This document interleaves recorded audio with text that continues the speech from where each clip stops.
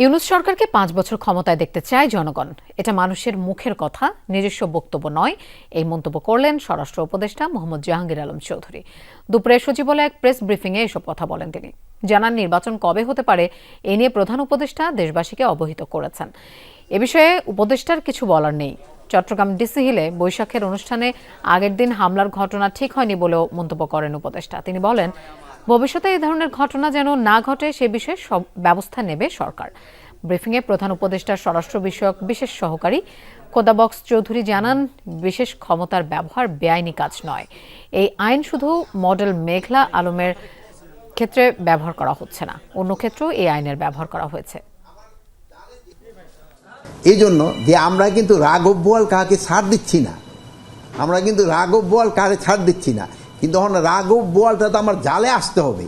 আমার জালে আসার আগ পর্যন্ত তো আমি তারে ধরতে পারতেছি না। আমার জালে যেটাই আসতেছে আমরা কিন্তু ওইটারই ধরতেছি।